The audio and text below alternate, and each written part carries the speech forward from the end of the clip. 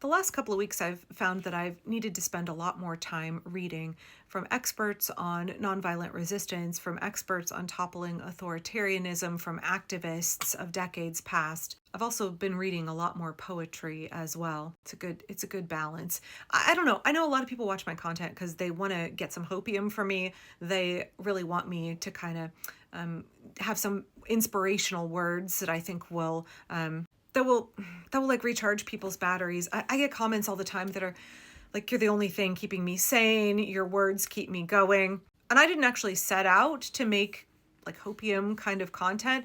I set out doing this work because, well, my conscience wouldn't permit me to use my platform for anything other than resisting fascism. And as soon as I realized what was happening in this country and how dire it was, I was like, well, I guess this is what I'm doing full time now. And my goal has always been just to share what I'm learning, share from my experiences, but also from the wisdom that I'm gaining from other people. And a lot of that has been, working with activists with a lot more experience than me, building relationships. And then a lot of it is just my own rapid education, realizing all of the ways that I have been able to be blissfully ignorant, right? I've been able to be naive because I'm white. And because for Americans who look like me, whether or not we've experienced systemic poverty, whether or not we're women who've experienced oppression under the patriarchy, whether or not we have been advocating for environmental justice and food justice and whatever our background is in promoting the causes that we care about, most of us have not actually had to learn very much about fighting fascism, and we definitely have not really had to learn much about nonviolent direct action. Yeah, sure, like for a number of us, especially those of us that are non-authoritarian parents, a lot of the strategies and skills we've built around our parenting and communication tactics and de-escalation tactics, yeah, those all apply to nonviolent resistance strategies, but we've never had to intentionally learn this kind of a thing before. And that's by design, That's because our government benefits when we are ignorant of these strategies, when we are ignorant of these tactics, when we don't know the history of other resistance movements that benefits our government. So now we're having to learn it all really, really quickly. And so I've been spending a lot of time reading. I watch an awful lot of videos. I listen to what historians are telling me, right? My background is in biology. My expertise is in plant cultivation and permaculture design, but my degree is much more focused on animal behavior, especially avian cognition. So I'm not a history buff. I have not been a history buff, and I'm really appreciating listening to and learning from historians and also legal experts, constitutional law scholars. I'm just like, I've been binging podcasts since 2020. No, that's not true. That's not true. Since 2016, right? I've been learning a lot more about our history and about constitutional law, but I haven't really had to learn that much about the history of nonviolent movements around the world. And right now in 2025, I definitely have my experts that I prefer to listen to. Tad Sturmer, I really love Heather Cox Richardson, Ruth Ben-Ghiat. I reread Tim Snyder's On Tyranny, and then I recently, just this past week, finished Tim Snyder's On Freedom. Starting in late December, early January, maybe, I spent a lot of time down the rabbit hole of Dr. Erica Chenoweth and Dr. Maria Stephan. And I have 3 now. I have 4 college students, so I have access to academic libraries. And so I binged so many journal articles. I spent a couple of months in this phase where I was like watching videos from historians I respect and binging journal articles.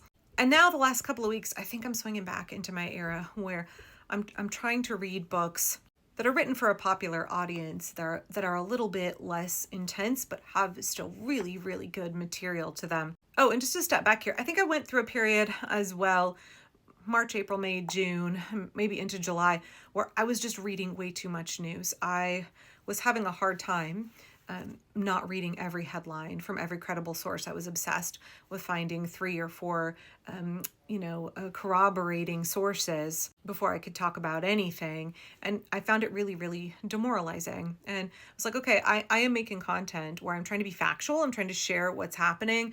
I'm trying to share skills and tactics and strategies and experience. And I am just reading shit that makes me feel like crap all of the time. It makes me feel real bad. And understanding the obligation to bear witness. My dog is, hang on a second. Okay, sorry, your dog ever do that thing where they're trying to get out of a room and they accidentally push the door all the way closed and then they don't have any opposable thumbs and so they're like, Mom, please help. Okay, anyway, so where was I? Yeah, so I've tried to get a much better balance on how much news I'm going to read and also how much news I'm going to cover on my channel.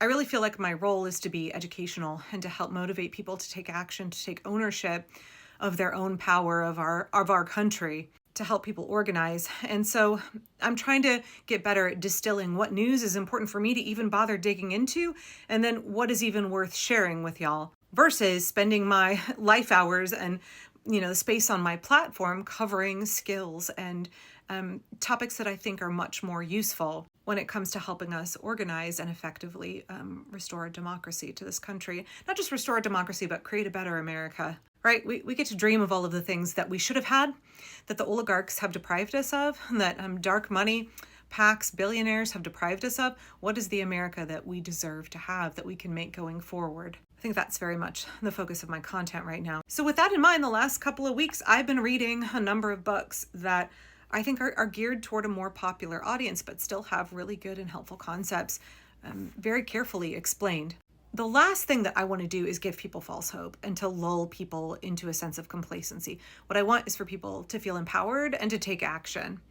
Likewise, I don't come to a position of nonviolence because I'm a pacifist or because I particularly have some kind of moral or religious framework that compels me toward nonviolence. I do want to respect the dignity, humanity, bodies, and rights of other people, right? I want to make sure that I'm upholding those values, my permaculture values of earth care, people care, and fair share. So in that spirit, in my big pile of books I'm reading through, don't judge me. I tend to have 4 or 5 books going at once, and I read a little bit of one, and then I hop over to whatever novel I'm listening to, and I need to listen to that for a little bit, and then I'll hop over to a book of poetry and read that for a little bit. So I tend to have multiple books going at once. But I just finished On Freedom, and then I just finished right after that From Dictatorship to Democracy. And now I am working through This Is an Uprising. And while I am working through that, I am also now working through Blueprint for Revolution.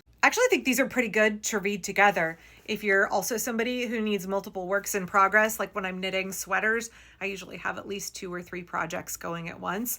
Same thing with books. Yeah, I think these 2 books, Blueprint for Revolution and This Is an Uprising, I think these pair very well together. I don't think they designed their book jackets to be kind of matchy-matchy, but it turned out that way. Anyway, I want to read a little passage in this that I read this evening, because I was like, oh yeah, this explains really well exactly why it is that I am such a big fan of nonviolent resistance. When it comes to questions of whether social movements should use violent tactics, the tradition of civil resistance takes a different stand from what many outsiders might expect.